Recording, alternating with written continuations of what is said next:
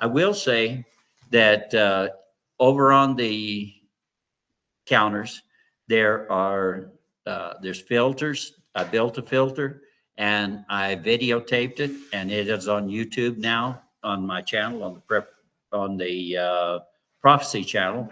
And so you can watch that. We may or may not have an opportunity to look at that because we're doing some other things today, and I don't know that we'll get that far. But I wanted everybody to have the opportunity. Also, uh, if you want one like that, you decide to build it and need some help with it, I can help with that. And I think that like just to build one like that, you'd have less than $50 in it. And it should be the equivalent of the ones that are about $400, the filtering. In fact, maybe even just a little better than that. So it is both activated charcoal and the fluoride filter, both are on it. If you want to taste the water, there's a little spigot on the side. You can taste it.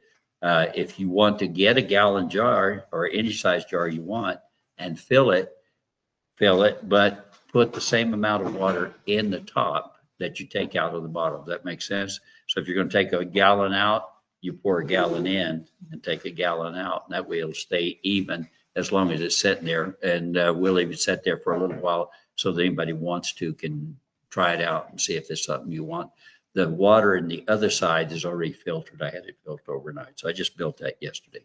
All right, let's go to prayer at this time. Father, we are grateful for the many blessings you brought upon us. We're thankful. And Father, we know, dear Lord, that you are the God that takes care of us. You heal our diseases. And as we talk about medical and other issues today, I know you heal our diseases, and you're the God, dear Lord, that provides for us. You're the God that guides us and guards us, and all the different things that you do through the power of your Spirit and through those means that only you have. Just through your word, we're grateful, dear Lord, for your guidance. Now, as we prepare, dear Lord, for days that lie ahead or things that will or might come about, I pray that you'll help us, dear Lord, just to kind of yield our mind to that a little bit, to think about the thoughts you'd have us to think about concerning these things, to be somewhat better prepared. Lead, guide, and direct, we ask in Jesus' name. Amen. Okay, I want to go very quickly through what I've left off in days in the ones behind, and then we're going to, I can't say an awful lot about the medical part, which is what today's subject is supposed to be, because of the fact that I don't know a lot about it. In fact, some would say I probably know less than anyway. But just some of the things I want to think about that I hadn't covered yet.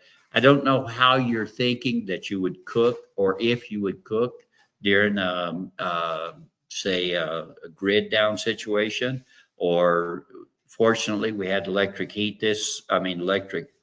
stove this week, as we've been without gas. But if we had a gas stove, if there were no electricity, if the gas were off, and I don't know how long the gas will stay on if the electricity goes down. I saw a deal, someone's asking, if the electricity goes off for a week, what will things look like?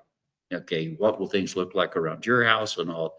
And nobody's expecting you to be ready to be alone and just go it alone.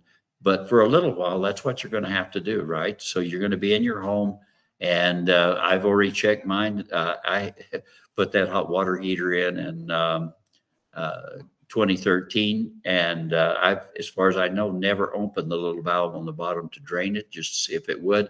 I did yesterday and checked, and it's all good. And so that's something you might want to do, because, as I've told you, that's a good water storage thing. The essential element you've got to have, that you've absolutely got to have, besides shelter, most important thing is water. And so I'm going to keep stressing that, keep stressing it. But there are other things that are important as well. And that is, how will you prepare your food? What preparation can you make?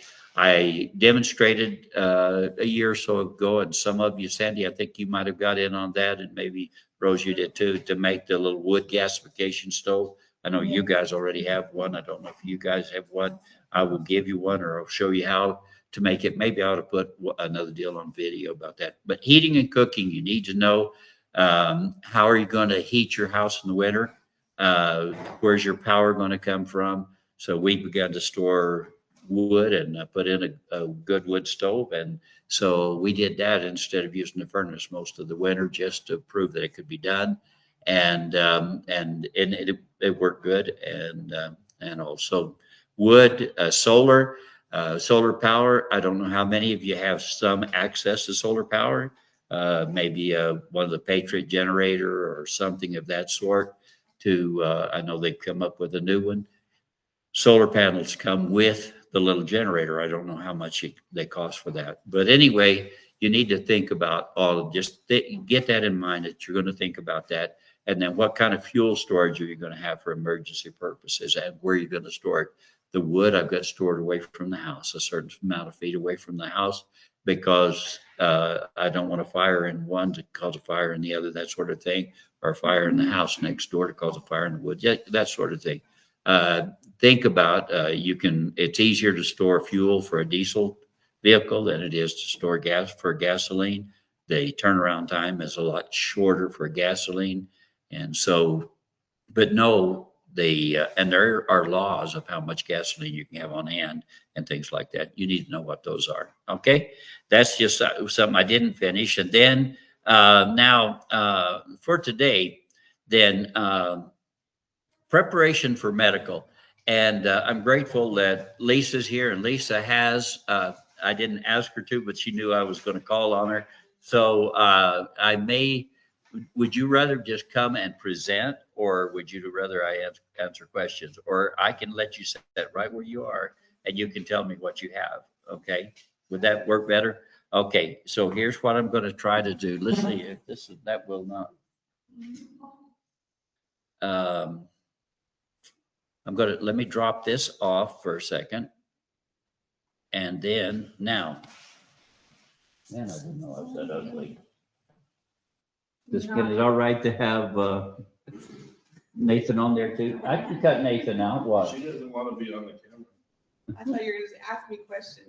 Oh, okay. Well, I don't mind that. Well, I know you're prepared, and so I wanted to say, is there anything you'd like to just tell us first, and then maybe we'd have questions for you first? The only thing I have is that, of course, to have a good 7-day to 2-week supply of your medications. Yes. Is good. Now, it's debatable. People say that the expiration date on your medication is absolutely whenever you should do it. But if it's in pill form and it's stored properly, it can last 2 to 5 years after that expiration date. There are, of course, certain ones like nitroglycerin, insulin and stuff that absolutely you cannot use it past the bottle's expiration date. Uh-oh. Like if nitroglycerin's been opened, it's only good till that date. Insulin, if it's been opened and used, it's only good for 28 days. But if it's not open and it's unsealed and it's in the same bottle, not been contaminated at all, opened, it's good for just until that expiration date. Because most medications will keep their efficacy for 90% of it. So just with the exception of those two are the main ones that they don't have a good shelf life after that expiration date. My expiration date, not mine, but the nitroglycerin is 2028. So I think I'm safe. Yeah, that's good. But insulin, I think, is a little less. Yes. In fact, I'm almost Yeah, positive some it's within insulins like are a, only good for 2 weeks. Yeah. Once you lose refrigeration, yes. it's 2 weeks. And that's the thing, as long as everything is stored properly, and not exposed to extreme cold, extreme heat, it should be good. Like pill forms, like your blood pressure medications and stuff like that should be good for 2 to 5 years after that expiration date. Excellent. They maintain 90% of their effectiveness. Okay, question. How well prepared are you guys with generation? How long could you keep it refrigerated just with what you have on hand? You see what I'm saying?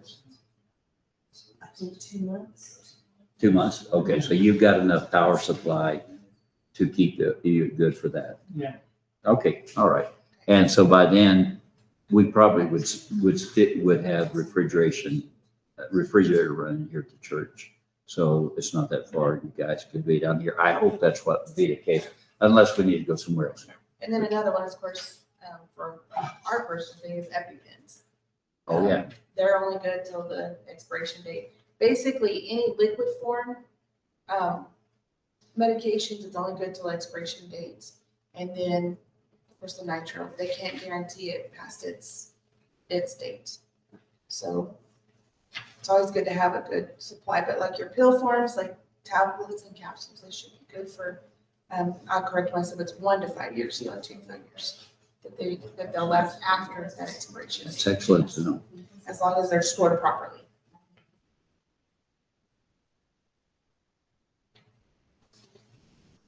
Anything else that you, On that part, no. Do you want me to go over like, go ahead with what you I don't know have. what your, I don't know what your. Okay, I'll just follow up with what you have, okay? So the We'll have medication, questions. yeah, was the most important one, but it's also essential to have a first aid kit, in my opinion. A first aid kit, and if I would have known, I would have brought my first aid kit with me. And I didn't tell you, and I thought about it and did it on purpose. But anyways, it's a storage of, basically like adhesive bandages or Band-Aids of various sizes, sterile gauze pads, medical tape, antibiotic ointment, and antiseptic wipes. My kit it's a pretty good size, and I wanted to say I paid $40, maybe $50 for it on Amazon. And it's a pretty nice kit. I've used it up here. And I use it at the ball field. I usually carry one with me everywhere I go, whether it's one of my little ones or my big one. They're not very expensive. Of course, you want to make sure you have something like burn stuff. So like a burn gel, the ACE wraps, a triangular bandage, which most first aid kits come with one, and ice packs. And I just ordered a 27 supply of ice packs from Amazon because I have used all mine on my first aid kit. Like I said, out at the ballpark and stuff like that. You squish them, right? Mhm. Make Yeah, you them just pop big them and and do nice. them. And so I have a supply of those, and it was, I want to say maybe $20 that I paid for that. So it's not very expensive. It's reasonable to go ahead and stock up on that. Of course, for your protection and stuff, a pair of latex gloves, scissors, if you have them, tweezers, a thermometer, and masks. The N95 mask or surgical masks, which work. And I have a whole case at my work that I could probably ask if I can, because I don't use them. If I could ask to have a supply for here and donate those. Good. Now, mask will keep. Mask will keep. Also, all of your dried bandages, like Yes. gauze and all of those, Forever. you can actually store that away. And even if it's 20 years later, if it's stored properly, you can do that. The bandages that, like boxes of bandages or anything's got adhesive on it, will not keep. So it's got expiration date just like everything else. And so that's something to keep in mind. And so, but if you've got I don't want to show anything, but say you've got a spot that needs to be covered with a bandage, like a gauze bandage, and then wrap it with gauze. But the tape, if you don't change tape, you need to order tape and change your tape out from time to time. Okay, those are things. And then as far as the mask, the N95 mask, they come with 2 different types. One of the types actually only protects the person wearing it, so that you breathe in through the mask, but when you exhale, there's no filtration. And during COVID, I had medical professionals that actually were dealing with and were wearing the mask and thought that they were protecting their patients, and they were wearing the wrong mask. And so the one with the little square on it does not protect the other person. It only protects you. And so that's something to think about. There's N95 mask, as you said, that's a high quality mask, but the surgical mask, it would be good to have some, there would be good to have some on hand, and that's the next step. What about the the neck gaiters. I used to use those, and they said that those are not good. They're not, because it's just like I mean, they'll protect a little bit, but they're not gonna protect from hardly anything. Yeah. Just because they're just regular material. What is it called? The neck gaiters, the Neck ones that gaiters. people would wear like around their neck and just pull it up, Oh, Yeah. they're not gonna protect a whole lot. It'd be like you just doing like this with your shirt. Mhm. And in fact, even the cloth ones, everybody was making them, and I'm thankful for that. Thank you for making them. But the fact is that they are not considered a mask to protect Yeah, against that's what viruses or like that. Okay, I'm sorry for cutting in, but I just wanted to No, mention go that ahead. while it's said. Okay, And then also it's important to have, like, we already touched on medications, but the over-the-counter medications, like your pain relievers, like your ibuprofen and Tylenol, Yes. and antidiarrheal medications, antacids, antihistamines, stuff like that. It's important to have a nice supply of that. And like I said, those forms, as long as they're stored properly and not getting excessive heat and stuff, they will last 1 to 5 years after the expiration date.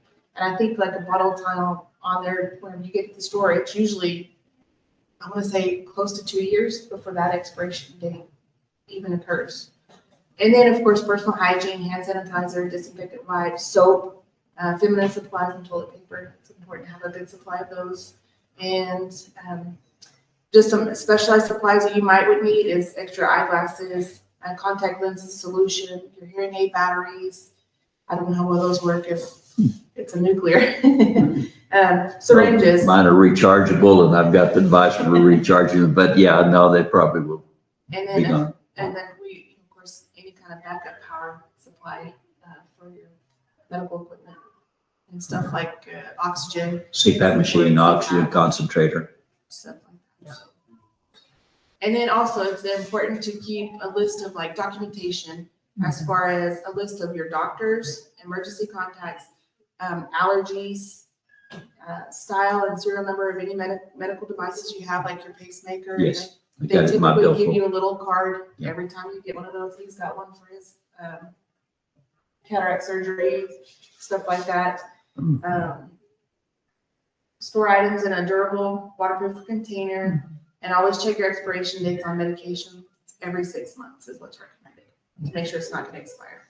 And then I also looked up some stuff because for like a homemade saline, like if you don't have access to it and you have a wound, it's not for IV use, but if you have the need for some kind of saline solution to help irrigate wounds or anything like that, I looked up how to make that. Good. And to create the normal saline, it's 1 teaspoon of non-iodized salt and to 1 liter or 4 cups of water. And that's non-iodized salt, and it can't Non-iodized. be It's sea table- salt. No, it's Actually just says regular table salt. table salt, the non-iodized one that you can get. And I know that Morton, it does the non-iodized. It has to be non-iodized salt. And you just get a sterile glass jar. You boil it for 10 minutes and then boil some water, boil a liter of water of distilled or tap water for 15 minutes to remove any kind of contaminants. Then you add a teaspoon of the non-iodized salt to the hot water, stir it until it's fully dissolved. Then you let it cool completely at room temperature. You don't want to put it in the refrigerator, you just kind of let it sit out at room temperature. And then once that's done, you pour it into your sterilized jar and seal it with a lid and label it with the current date and time. It says to dispose of unused solution after 24 hours. Or if it's not open and it's in a refrigerator, it can be kept for a week. I'll say, I'm surprised it expires. But the reason I looked it up because I thought there was a way to make for IV use, and everything I looked says it's not for IV use at all. So, but you can and it's so it says never to use for IV use, and you don't want to use the iodized salt because it can irritate tissues. Yeah. It can irritate your skin and everything and make the wound worse.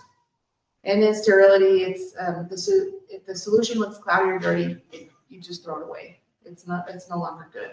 And it's not for irrigating your eyes or anything like that. This is basically simple for wounds and burns to help clean and keep them. And it feels good when you use it. Not. Birds like fire. Okay, very good. Thank you, Lisa. And I do appreciate that. That's helpful. Now let me go back to, I'm gonna pull And my, along that line, we're passing Yes. out today a small medical kit. So take one and pass it around. okay, These contain 6 bandages, 6 packets of antibiotic ointment, 6 packages of alcohol wipes, and 3 packages of acetaminophen good. or aspirin. So, And you also have to watch on the alcohol wipes, like I said, because if it's out in the heat, it's gonna just dry up too. So you have to kind of store those properly. I realize that a lot of insurance companies are not gonna let you have advanced copies of, or fills of your prescriptions Yes. probably.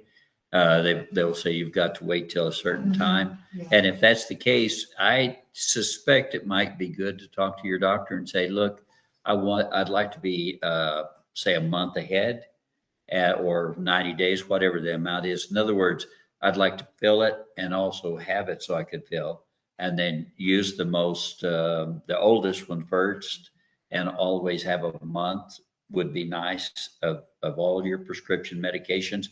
I try to keep more than that of most things, and the VA's cooperated better than you would expect for that without knowing it, but they've done a good job, and I appreciate that. Appreciate the VA. But your medical professionals, I think, will understand that if you want to be prepared, they will want to help you if they can. I believe, because here's the thing, the fewer of us that are emergency cases because of something we did, the more medical professionals will be able to do real accidents and things that are going to happen. There are going to be things that are going to be happening. You're going to get burned. You're going to get cut. You're going to get all these various things. The saline solution idea is good. Just remember to keep the salt dry and keep it. It'll keep for how long will salt keep? It said for 20. No, just salt. I'm talking about salt. Salt will keep forever, right? So, I mean, especially if you dry can it with a vacuum packer, you can just keep the salt, put it in there and make it. But once you use it to make the water, I would use as best filtered water you can get, like what I've got over there right now. That has almost everything taken out of it. So the best filtered water you can get. And there's certain procedure. There are also, I keep bags of pool shock. Okay, but you've got to be careful what kind of pool shock. Pool shock, it's chlorine. It will make chlorine so there is a formula, and I can help you with the formula if you want. I think it's a good idea. But if you don't have bleach, you need bleach in a grid down situation, and all of this, you need bleach. And but you can use everything from purifying water that's doubtful to there's just a lot of reasons you need it. And you can make your own bleach. It's by using the powder and mix it with the water, and there's a formula for it. And I've got the instructions that I can give to anybody that wants that. I may give that at some point. Okay, so prepare your prescriptions, prepare with a go kit, one for your car, one for the house, and the best you know. Yes, I would. Yeah, I would like a copy of it. And other people might like copies. You don't need to do it right now, but it'd be nice to have. And then prepare for ongoing medical needs. You've got a medical need, and it's going to be ongoing, then prepare for those. It's not something that's going to change, but also prepare for emergencies, medical, as much as you can. So anyway, so that's what I would have to say basically about that. I didn't plan to say very much. I had hoped that I was just going to catch you off the guard and ask questions, but I did. And so, does anybody have a question for Lisa that she might know the answer to? I've got a couple more things I can say about it, but so here's the thing. Know your limitations. Okay, that's Mark and I don't know ours, and I doubt if you other guys do either. You know, so but the reality is, you need to know when you should sew it up with dental floss, or whether you should go see a doctor, okay, or a nurse. Or hydrogen peroxide on Oh, and that's okay if it's a fresh wound, I think. I don't mind that, but once it's past, you know, not to ever treat a wound after the first time. It's a one-time thing on hydrogen peroxide. everything. No, I did not know that because I've done. I know, but you're not supposed to. That's what I'm saying. You undo the healing. So what you want to do is you want to get the wound to clot. And then I do the same thing you do, glue it and put liquid liquid skin, new skin on it. And so I've got all kinds of places. All these work. I come in every time I go outside. I come in slinging blood, and so and have to glue it together. I need to know though, like one of the twins fell and hit her head on a rock on our fireplace, and it really had a pretty good sized cut, and it was in a bad spot. And we called Nathan and Lisa to tell them. And what was the first thing you said to Nathan? Tell your dad not to glue that with super glue.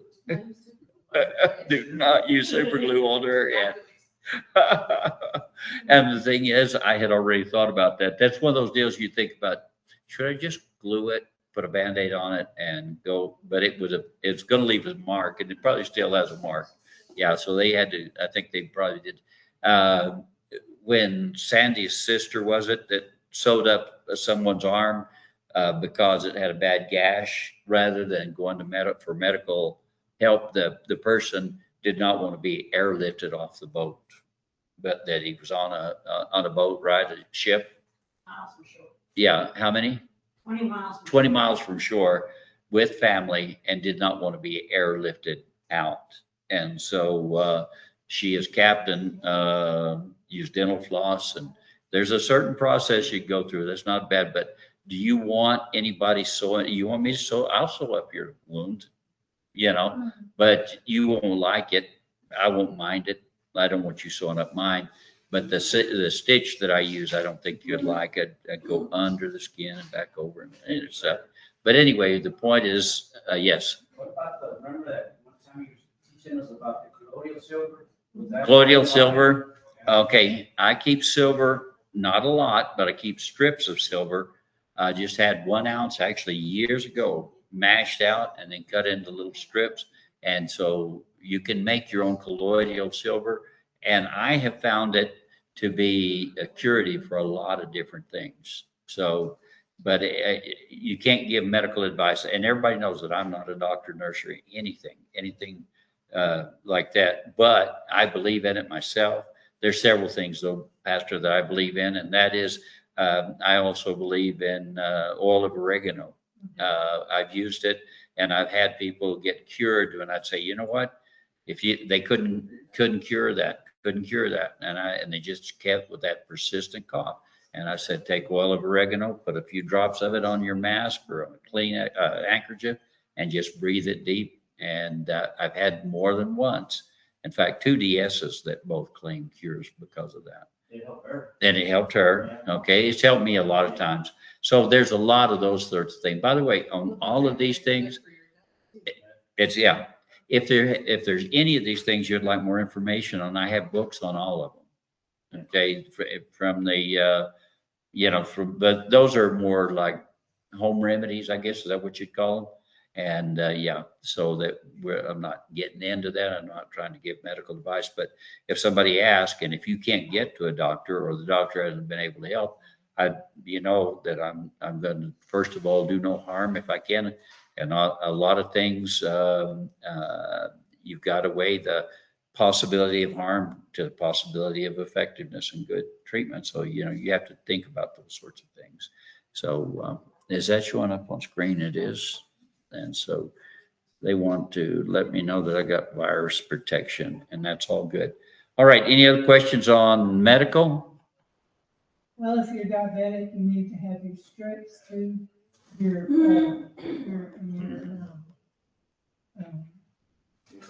glucometer and all Yes. Okay. And they expire too. that. Yeah. I would say the strips are only good for. Once 30 they're days, opened, 30 it's, days. Yeah. Yeah. After they're open, 30 days. once they're open, yeah.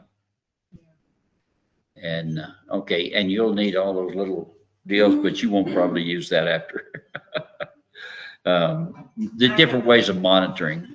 Yeah, well, Kathy, so I'm gonna try to keep some extras on hand. I've got 2 ready for me that I need to go pick up. I was supposed to get yesterday.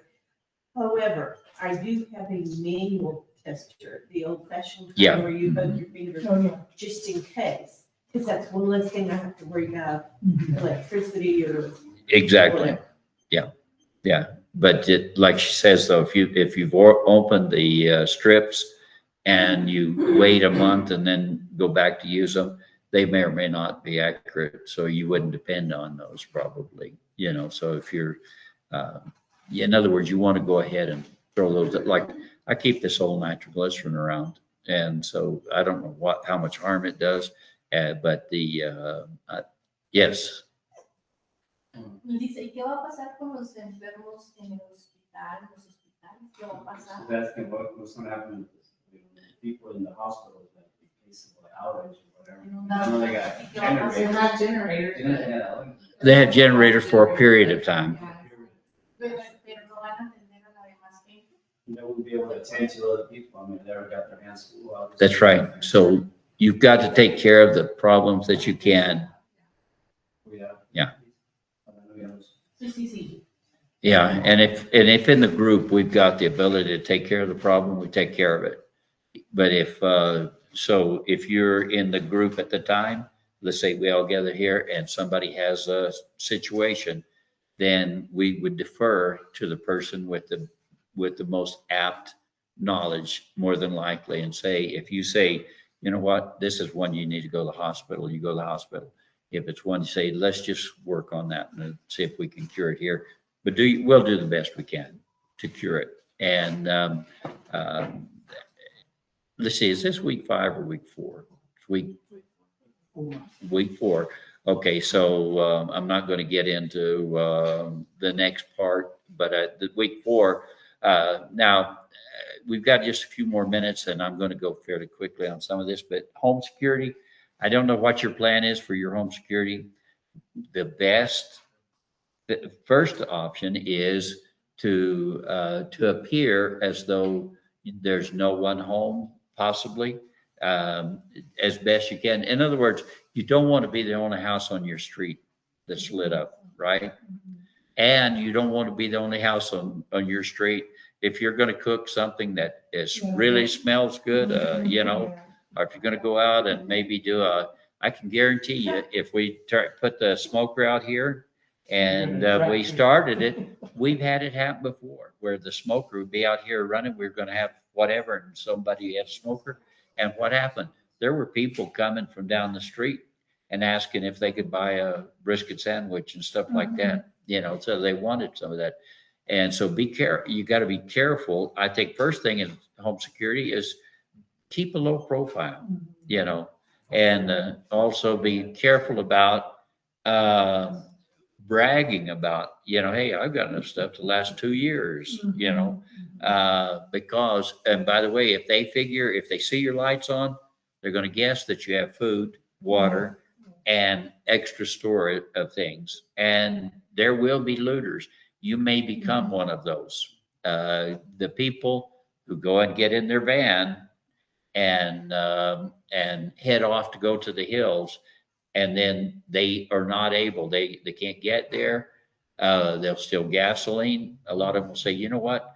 It's not stealing. If I take it, if I've got a way of getting the gasoline out of the tank, and it's not stealing. If I need it, my family needs it, or if your house seems to be vacant and they decide to come in and just see if there's something that they can use, they don't consider that wrong in that type of situation. So you want to just, first of all, and then second, part of this self-defense is this collective defense.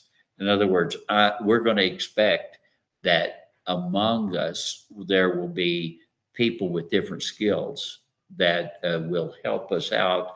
Maybe you've got a gun and ammunition, but you don't really know how to use it, or maybe you don't want to use it, or whatever.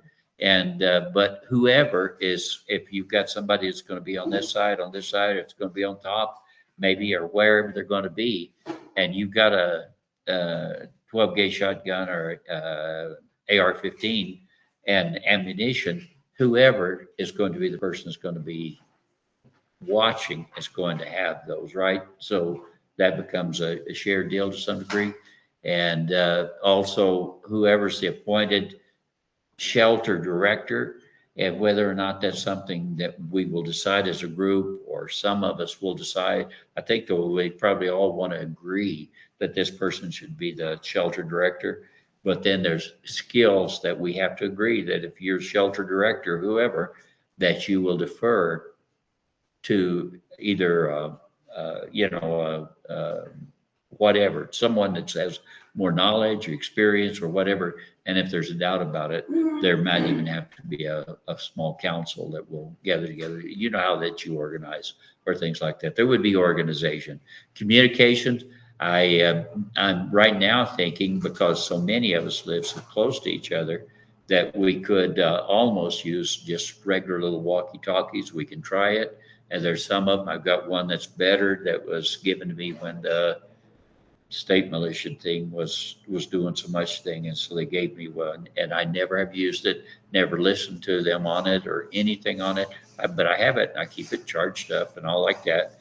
But we need to communicate, and we need then ways of monitoring, and some early on brought their shortwave radios and different things, and maybe not all of us, but you need to know what's going on, monitor the situation. If there's anything you can, if you I've got scanners. I don't have them even programmed anymore, but that you could get on at one time you could get on the police frequency, state police, city police, ambulance, fire trucks, all of that. But we'll monitor what we can monitor to try to keep aware of what's going on. And if there's looting going on, if there's other things, that you got to do, various things. So you want to be, we'll monitor the situation and try to help each other to know, especially if we have a means of communication, and that's got to be decided among us. How far do we want to go with that? How big are radios? Everybody, and if there's someone that can't afford something, like you were talking about these kits, if a person needs a kit and they can't afford it, and some of us can't afford it, and we're going to be part of a group, what better investment can we make than to make sure that there's a first aid kit or this, that, the other, so that everybody stays healthy? Do we want anybody in a diabetic coma? Do we want anybody to, go through these things? We want to make sure that everybody is taken care of. All right. So we also, when I get to monitoring, not only monitoring worldwide if we can,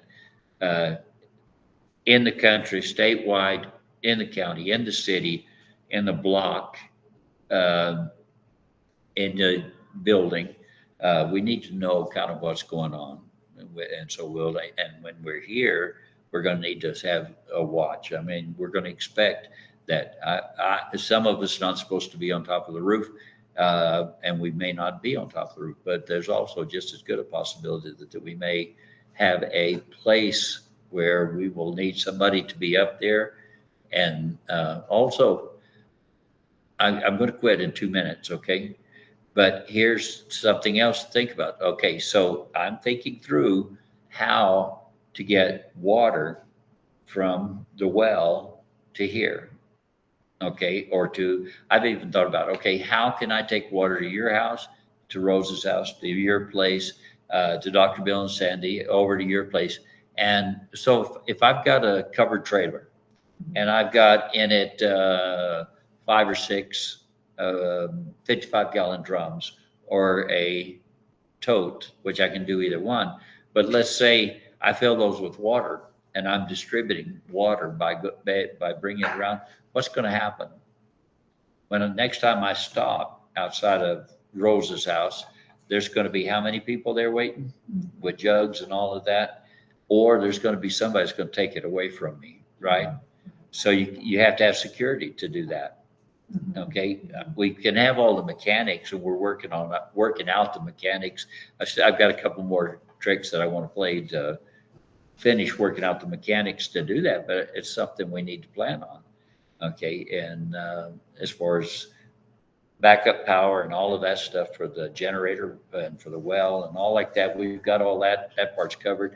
And even if we need to get everybody together, I don't know who would want to do it, but put seats in that covered trailer and go out to a place where you can get underground and, be there till such time as it clears. I had a book I was going to bring for you, but it is actually Shelter Manager's Handbook. And it's several of them over the years, so back into the 70s, 60s and 70s and stuff like that. Just to kind of so I want us to be thinking about that. I might ask some of you to do special things. All right, any questions on any of the stuff we've covered so far today? We're all good up to now? All right, let's. I have an old well at my property. That's we used in many years. It was there when we bought the Yeah. property. So I tried looking into it, but I don't see. I'm pretty sure. Okay. So I'm gonna show you some of the easiest ways to do what's called dry canning. Dry canning means you're not gonna add any water, you're not gonna cook anything, it's just dry. Okay? This can only be used in certain situations. Dry goods is mainly the way to go. If you have cereal, you can take the cereal,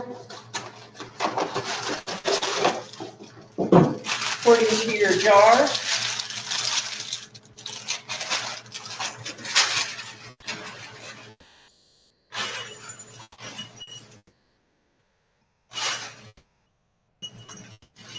Trying not to make a mess.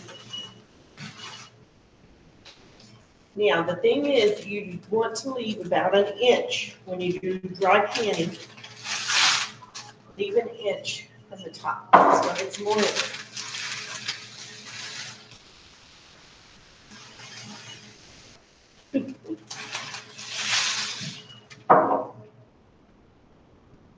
I'm trying to see. Okay, so about an inch from the top. Okay, the top being the top rim here. Okay. So you want to make sure, and I forgot to get a tissue, handkerchief, anything will work. Thank you. When's the last time you washed it? Every day. So then you're going to wipe your rim with a clean rag. Some people like to dip it in vinegar. I don't like that because it does affect the taste. You'll taste because the gas from the vinegar gets into your jar and it will taint your food. So I always just use a clean rag. Now, before you store it, of course, you want to make sure you have a clean jar. Make sure you've washed your jar and let it dry thoroughly. You don't want any moisture inside that jar. Does it need to be sterilized, like with boiling water, No. like you do for canning? Clean it. Just clean it. Just clean it. Okay, so now we've put a seal on it and we put a rim. Now, I use this little gadget for my dry canning. This brand is Mason Genie. And this particular one comes with a wide mouth or it can come with a smaller mouth. So now I can do wide mouth canning or I can do just regular. And that one's a regular. So I'm gonna put this back on.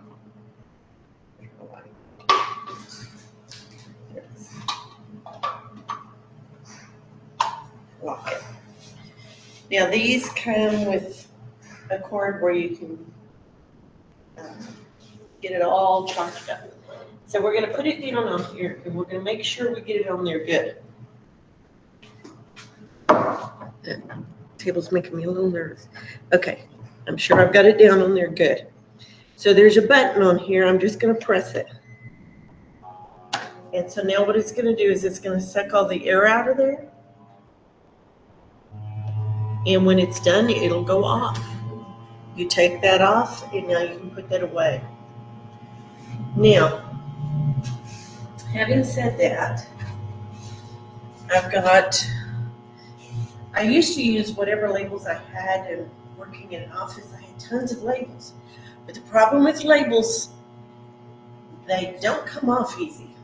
So when you want to reuse your jar, it's a real pain because you've got to let them soak in really hot soapy water for about 2 hours. And even then you might have to use some Goo Gone or whatever to get it off of there. Okay, so that you can put a new label on. These are made for canning. These are small labels. I like the bigger ones because I can print them up with my printer. But on these, they will come off easier. They dissolve. Okay, so you're not going to spend a lot of time trying to get your labels off. You can use one of these.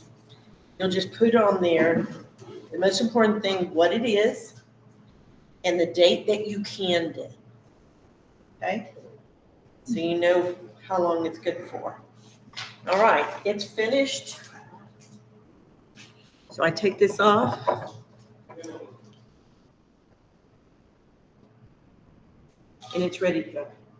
And the way you can make sure that it's sealed is, You can take the lid off. well, that and you can pop the top. If you try to pop Right. the top and it pops, then it's not sealed. If this doesn't come off, oop, I pulled that one off. A little bit stronger with that. But usually you can't pull it off. Okay. And usually I have to use one of these, which is a can popper. But if you got one of these things that you got the other day, It's got one too. you got something on here that does the same thing. So I'm gonna seal that one back up since I pulled too hard. Okay, and you can check that by, the top should not pop, it should stay down. Shouldn't be a bubble there. Yeah, shouldn't be a bubble. And another thing that you can do is, I don't know if this is true or not, so you can tell me what you think about it, but you can have boiling water, in a pan, not in boiling, but hot water, and have your lids in there. Take a lid out with your little forceps and dry it really good as you can. Put it on and do that, and then it's almost for sure to seal. And I've got beans, and I was starting to bring them, and I wanted to show you what they look like after 20 years.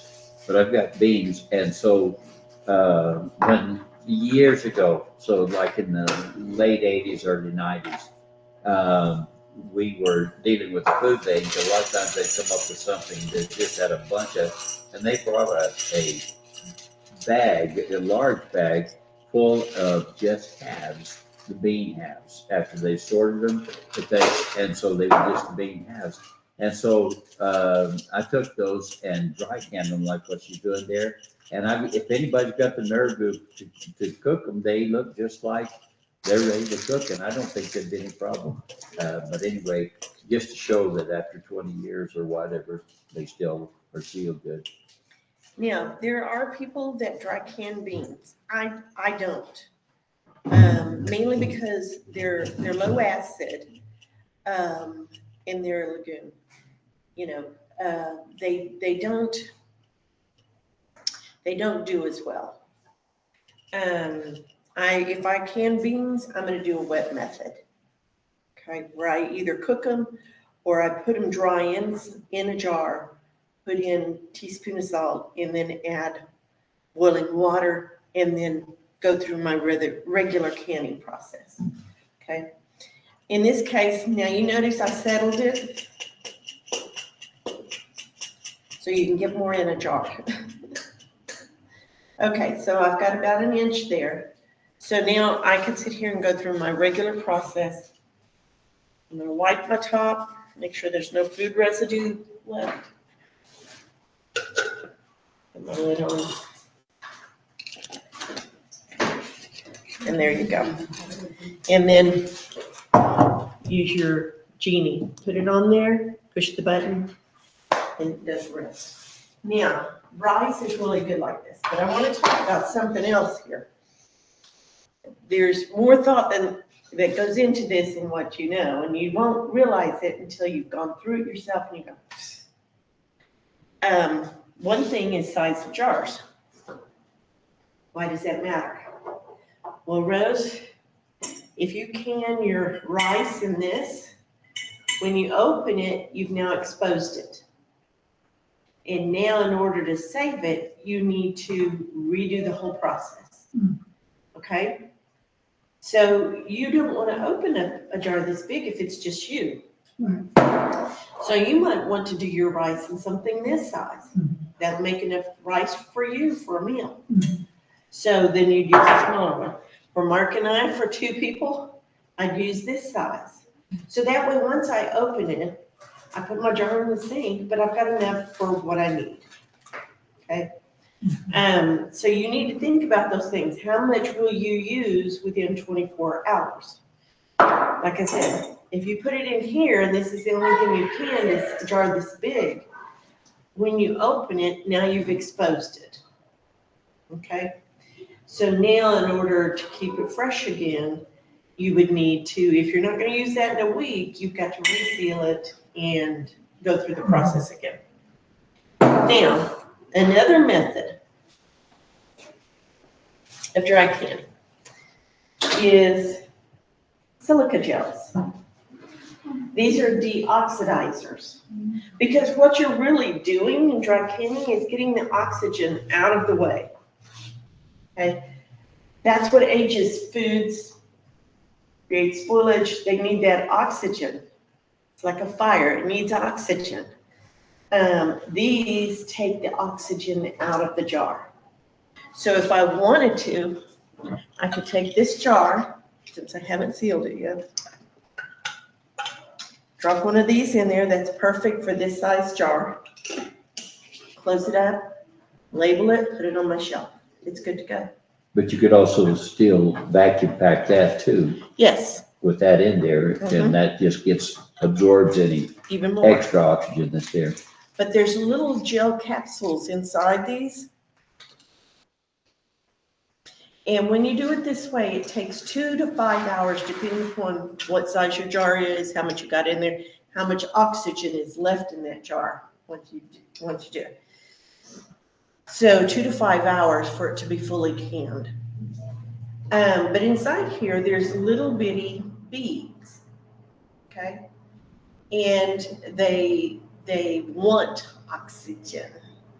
And when you use them, now this is a used one, and you can feel it. You can feel those beads in there, they've expanded. When you buy these, you can buy these online. True Leaf, I believe, is the brand that I usually get. But it's about $14 for about 200 of them. And you need the appropriate size for your jars. So you're not going to take that and put it in one this size. It would need 2 packets. Okay? So it depends upon your size. Now, if you're going to use a big bucket like we had out last week, you would need 4 of them. Okay? Or you can buy them in various cc's. But for a small jar like this, one that size, 100 to 200 cc's is perfect. Okay? So then you're going to put this, Phil said we got gel packets. You put one of these in there. Never reuse them. Once you open it, toss it. Okay? Because they've already absorbed the oxygen. They're not going to keep absorbing oxygen. Once they've been used, they've been used. So now that one's ready to go. Just label it and put it away. And then when you cook it, of course, you're going to take that packet out and you're going to throw it away. Don't reuse. All right. Things that you will want to dry pack. Rice is perfect. It's one of the easiest things to pack. So, if you buy rice, if you're gonna do a lot of beans and rice, you would want to take this, put it in your jar, whichever size you want. And then seal it up with either method. Okay? Now, another thing, once you've used your jars and you open them up, you can throw the gel pack away or whatever. Never reuse the seal. Okay? Because that particular jar, although we think they're all exactly alike and perfect, they're not.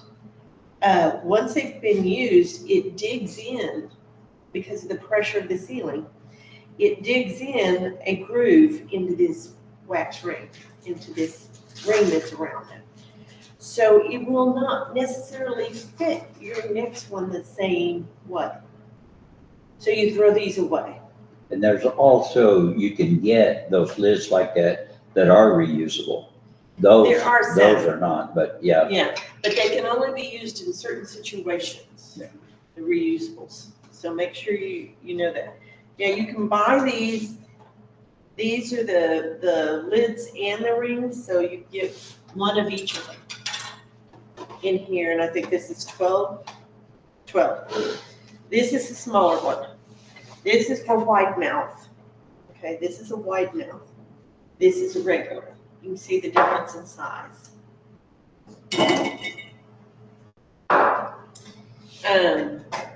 But you can buy the lids just by themselves, and you can buy the rings just by themselves. So whatever you need. Once you have a lot of rings, like I have a lot of rings, they're good until they start to rust.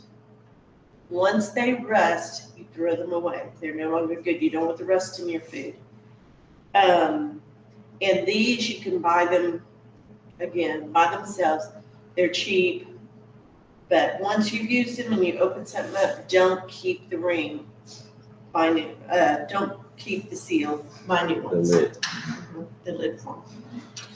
Now, things that you might want to consider doing this with, you've got Coffee Mate. If you have dried milk products, powdered milk, because milk is going to be hard to keep, it just takes up. The more things you keep, you say, oh, well, I've got this, I've got a generator, I can put everything in my fridge. Do you know how often you have to clean out your fridge? Because more and more stuff gets put in the fridge. These are things that will not take up the fridge. Once you can them, they can stay on the shelf anywhere, okay?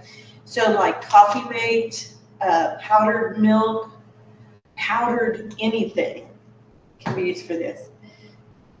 I think I can't live without the cornstarch, but then that's because I think I can't live without gravy. So, if it comes down to it, I'm gonna make me some gravy because it's not prohibitive for me. So cornstarch gravy, is it got the same glycemic index as, say, No, flour gravy? flour, no. So it's This lower? is much safer than flour. And that's why I say I would can this, but the rest of you might want to just can flour so that you can make things out of flour. Now, why would I want to can this? Number one, what did I say is your number one enemy? Oxygen. So most of these things are in what kind of a container? Plastic or paper? Yeah, plastic or paper. And this is not oxygen sealable. In fact, the worst packaging you can get is boxes. Okay. So if you want to keep it for a while, you'll want to move it from a box to something like this for every day, or can it for long-term use. Okay. Because you take the oxygen away from it, and all of a sudden it's not going to age like it would if it was in a permeable box. Same thing with plastic. You don't want it in plastic.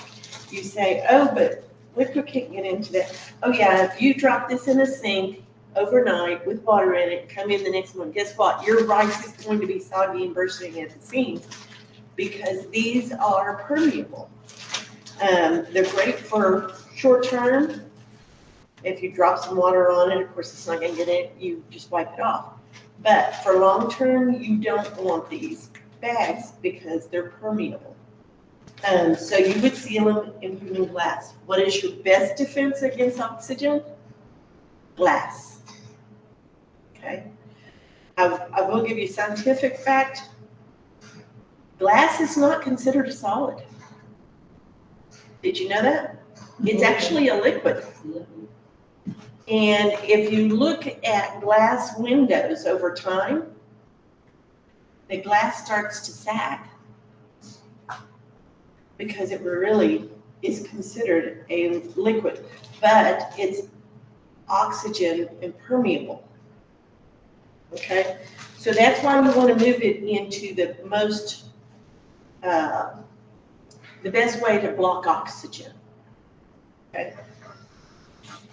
So you move it into glass jars, not plastic jars, not paper products, not plastic bags. Ziploc bags are great for the freezer, but have you ever opened up your freezer and there's ice inside with your meat or whatever? You know, because the moisture can permeate the plastic. So you're Also, gonna the get ice. plastic breaks down, and so it's adding microplastics to your diet. Food source, yes. Yeah. So, things you would do well to put aside if you want it to last a long time and not get stale. You can use these type of jars, put potato chips in there, Fritos, tortilla chips, whatever your favorite is, and you can seal it up, dry seal it, or put one of those packets in there. In this, you would need 2 of those size packets that I have right there to keep them fresh, and they will last for a long time. Mainly because potato chips, Fritos, anything like that has oil in it. And so the oil will go rancid, and that's why when you taste something, it's kind of soggy, and you're going, and it doesn't taste right. You smell it, and it doesn't smell right. That's that oil in it that's going rancid. Cereals, pastas, any powdered goods, sugar, flour, salt. Salt is great. It'll last almost forever unless the moisture builds up in it. Now, you don't live in a humid place. We're kind of desert land here. But I know in Houston, if you didn't seal up your salt, you wouldn't be able to shake it the next day because the moisture absorbs into it and then it becomes useless to use. Pepper, any of your spices, okay? Now, one thing I do suggest is that when you take rice or things that you want to season, when you put them in a jar and can them, add your seasoning. So if you want salt, if you like salt in your rice, it has to be dry seasoning. Don't put in fresh thyme or rosemary. You know, it needs to be dried. But put it in there with your rice and then seal it. So that way when you make it, you just dump it in and you're not running around trying to find spice. Most people don't can their spices and then they don't last very long. Okay, so put them in there with your rice and then seal it, and you'll have flavorful rice instead of a bland rice. Same thing with anything else that you do in there. If you do choose to dry can beans, then I suggest you put your teaspoon of salt in there with it, add your cumin, add your chili powder, whatever you want to put in your beans. Oregano, I always put oregano in my beans. Then you need to put it in there with it so that when you use it, you've already got it seasoned. I think Pastora uses bay leaf and beans Yes. to keep them. Is that right? And as long as the bay leaf is not fresh, just like basil, can't use fresh. As long as it's dry, you can drop one in there with it. Hojas de laurel en la harina, del frijol, en el arroz. She says she uses them just actually for long-term storage on plastic 5-gallon things. But she put the bay leaves before that and then it's on. Una capa, una capa. Just, I don't know where she got that recipe from, but I don't know. if it works. But the oxygen is still the problem. Sí, And sí me ha durado. Sí, Me dura mucho la harina. She says it lasts Y longer, the pero flour lasts cuando no longer. le, se me ha pasado ponerle al arroz, el arroz me dura mucho también. Cuando no le he puesto se me agorgoquia. And she says when she doesn't use bay leaves, then it starts getting real quick. talking about flour or what? The rice and The rice. She's got 5 gallon tanks of storage. Arroz, harina. It's sealed, but even though the oxygen is still. Well, the 5-gallon ones, the buckets are good because you put a lid on it, it's usually pretty tight. But again, plastic is permeable. Yeah. So what you do is you line those 5-gallon buckets with a food grade plastic bag. They make them for that purpose. Yeah. Now you've got a double Okay. protection. If you're gonna keep that much, then I would do it that way. But at any rate, these, I was gonna say, like for kids, marshmallows. Canned marshmallows. Because they're gonna be gripey because of the situation you're in. Have a few things that you know is gonna put a smile back on their face when you're going through this. Marshmallows, certain candies, put them in a jar, vacuum seal them, and put them away. So they have a special treat. And by put them away, how long are you thinking? Are you talking about medium length? You're not talking about very long storage, are you? No, on rice, regardless of the size that you do, it's good usually about Yeah. 5 years. Once you've sealed it, it's good about 5 years. I've got some that I've And had after sealed that- for 20 years. 20 Yeah. years.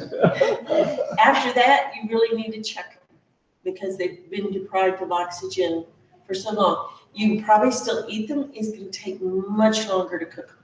And also the germ in it's dead, so, Yeah, but the rice and beans or corn and beans, frioles, a lot of things like that will make a protein. It has all, I think, is it 9 amino acids that are needed. And so, anyway, you can make, so if you can have a way to store them, and that is a good way, that's a good long Yeah. storage. I'm talking about you know, long you can storage. always put these in the top of your closet. You know, I had a huge pantry in Ruidoso, which I don't have anymore, and it's like, where am I gonna put my stuff? So just find a place on top of your shoe rack. It doesn't matter, as long as it's a dry, dark place. And cool if possible. Yes. The cooler the better. Above 50, but below 70, let's say, somewhere around 70. Room. Any questions? Okay, maybe Excellent. before these classes are over, I can take you through some of the wet processes for foods. We actually did that some years ago. I mean, it's a lot of years ago, back, because it'd been before before the year 2000, that Joyce had gone to Montana and she came back and I had the counters loaded down with canned turkey and all of that. We did both pressure canning and hot water wrapping. Pastor, yo compro los botes de los rojos, ¿cómo se llaman? Chiles rojos de bolita. Igual, ¿no? Los botes I dealt with all those subjects that are on there for week 4. I tried to stick with the schedule. I was stick with the thing this week and with let's talk about. Do you have any questions on any of those, especially those on home security, self-defense, communication, or monitoring? If you need help with it, let us know and we'll do what we can to help out. All right? We good? And so, all right then, I'm going to say, let's pray and we'll call that in. Father, we are grateful for the many blessings you brought upon us. Again, dear Lord, we know that our future's in your hands. It doesn't depend upon us. It depends upon you. But we've got to do our part. And as Noah believed you and prepared, we believe you. And we believe what you said. We've seen how Jesus gave warning so that his disciples were not destroyed in the overthrow of of Judah and of Jerusalem and all of that in 70 AD. The many times, dear Lord, you delivered your people. We know that you're delivering us again, but many times it's through teaching us and telling us to get ready, to be prepared, and may you find us prepared when you come. Lead us, guide us, keep us. Now be with us. Bring us back together again tomorrow, we ask in Jesus' name. Amen.